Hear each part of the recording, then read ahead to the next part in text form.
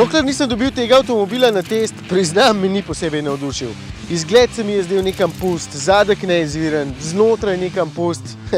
No, potem so mi dali pa na test takšnega lepega, modrega s paketom opreme M-Sport in z oznako 330i. Kako mi ne bi bil všeč?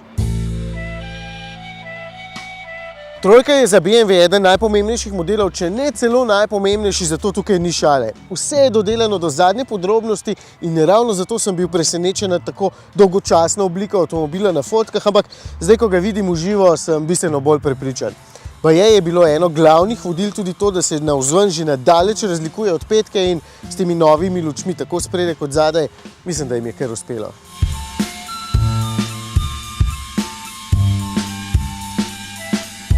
Edino znotraj bodo tisti, ki jih navdušujejo tehnološki bombončki, kar malce razočarani.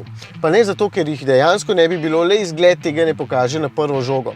Na pogled takoj spomni na stare trojke, česar se bodo razveselili tradicionalni vozniki, ker jim bo vse skupaj domače. Je pa seveda tukaj potem ta zaslon z dobro grafiko, lepo odziven, tokrat tudi na prste. Pri boljših paketih opreme pa še tukaj le digitalni merilniki.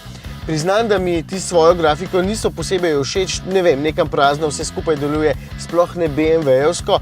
Itak pa večino časa gledam na projekcijski zaslon na šipi, tako da mi je v bistvu vseeno.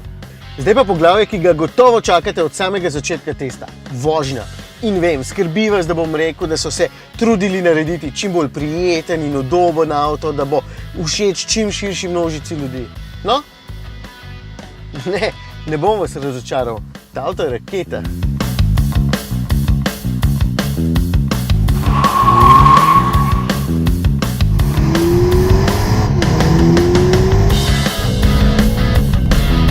Ne toliko zaradi zmogljivosti motorja, ampak zaradi avtomobila kot celote, ker kliče po dinamični vožnji, pa je daleč od kakšnega res športnega avtomobila.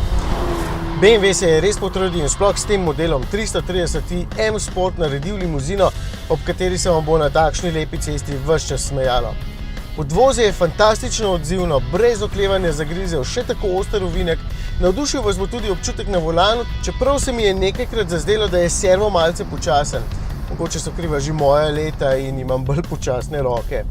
Z zadnjim pogonom boste na takšni suhi cesti uživali kot le z redko katerim tako velikim avtomobilom, sploh ker jim metale še zaporo diferenciala in pusti, da trojka zelo elegantno tudi pomiga z ritko, po drugi strani je pa vseeno tako ubogljiva kot vaša žena. No, mogoče sem to malo narobe rekel, ampak saj ste dojeli bistvo. Absolutno priporočam tudi tole verzijo 330i, vsaj dokler ne preizkusim 340i. V tem trenutku je ta najmočnejša in ima zelo živahnih 190 kW moči, to je 258 konjičkov in zato se do stotice izstreli v 5,8 sekunde. Vem, sliši se dobro in dejansko je dobro tudi v praksi. Če vam povem, da ima motor samo 4 valje in samo 2 litre prostornine, boste nekateri malce razočarani, ampak brez panike, se zelo rad vrti, tudi krepko preko 6000 vrtljajev in ima celo malo športen zvok. Malo pravim zato, ker mu vseeno na koncu malce zmanjka v spodnjih vrtljajih, pri polnem pospeševanju pa kar malo naježi kožo. Menjalnik samo omenim na hitro, ker je pač itak vedno tako dober, da nanj kar pozabim.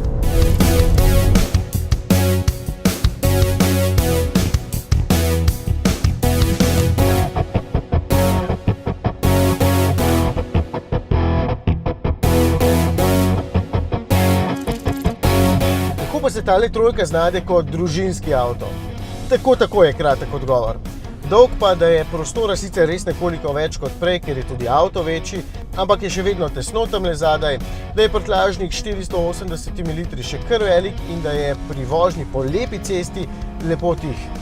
Motor je res zelo umirjen, če ga ne tiščite in pri tem tudi izjemno varčen. Na poti iz Ljubljane v Kranjsko Goro in nazaj, na primer, je porabil samo 5,8 litra bencina na 100 km in to brez posebnega varčevanja, kar je res dober dosežek. Seveda pije tudi veliko več, če konji dihajo. Ampak, vem, ste čakali, ampak, je pa tale avto precej neudoben na naših cestah. Če boste izbrali paket M-Sport in takšna 18-palčna platišča, vas bo precej pretresalo, kar otrokom sigurno ne bo všeč. Vam pa zelo, ko boste sami. In zavore so tečne, ker se zdi, da imajo dve stopnji. Prvo, ko primejo slabo in drugo, ko primejo preveč.